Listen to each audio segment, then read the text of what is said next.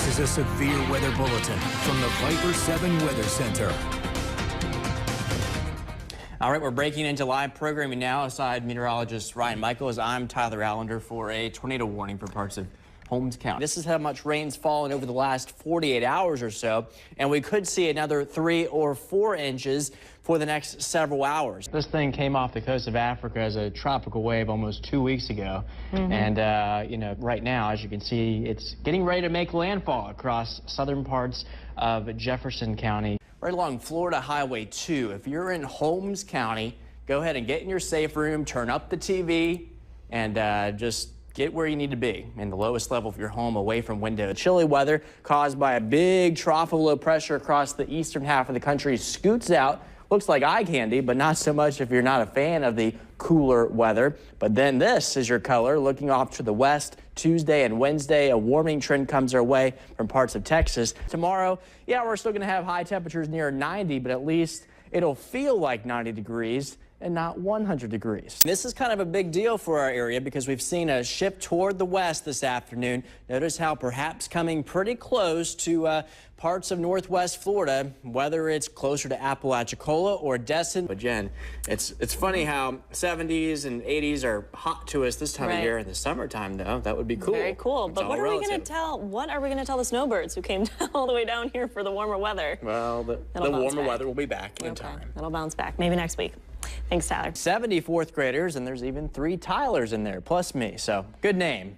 I had a lot of fun at Parker Elementary. Thanks for the teachers and students for having me there today. Remember this classic Play-Doh? Well, now we have all sorts of things that we can throw in our carts. This whole Play-Doh kit, Crazy Cuts. This is one of the largest kitchens I've ever seen, and this space allows students to get real hands-on experience. What I'm making is a tangerine whipped cream. All that's really in it is heavy whipping cream, some powdered sugar. So I can get some of this orange zest in there. Here is meteorologist Tyler Allender. Well, I hope you had a good day back to work in school. Certainly sunny and dry conditions, maybe making that a little bit more challenging than usual. And as you can see, low temperatures this morning. We had some upper 60s, a breath of fresh air up toward I-10, down toward the coastline. You felt it a little bit, but not to that extent, I suppose. Temperatures this morning in the low to mid range of the 70s. Then we got that sunshine to heat us up. And whenever you have low humidity and dry air in place, man, we heat up pretty quickly. So by early to mid-afternoon, temperatures were in the upper 80s to low 90s, but at least it felt like a true 90 degrees, not 100 degrees with the lack of humidity that we have in place. A live look down Front Beach Road, crystal clear skies, really a bonus for the early part of September to see weather like this. Live Viper 7 Doppler radar is nice and clear. As we zoom in just a little bit closer, we can check out the dew points, and they're generally in the 60s, a little bit more humid along the beaches, but either way, conditions aren't too bad when you factor in the humidity at this point, and it's going to stay relatively comfortable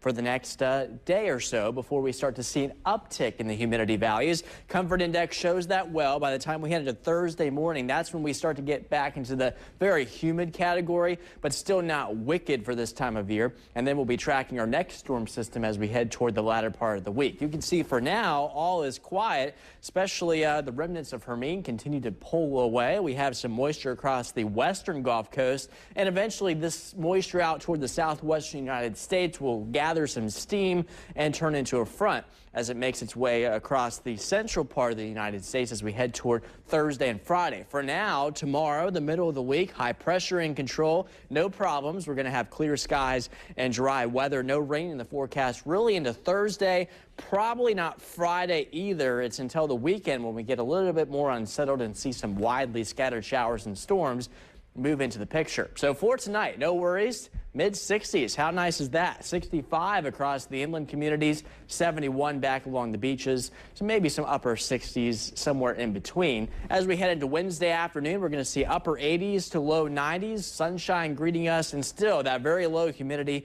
It's going to be absolutely delightful out there. Take out the boat. Southeasterly winds at 10 knots and seas are running at 1 to 2 feet. As we take a look at the tropics, nothing really close to home that we have to worry about brewing. The Caribbean Sea shows that we have a tropical wave out there. Way out close to Africa, there's a chance that something may develop in the next several days. It's just now coming off the coast of Africa, and watch some of the computer models trying to latch onto it.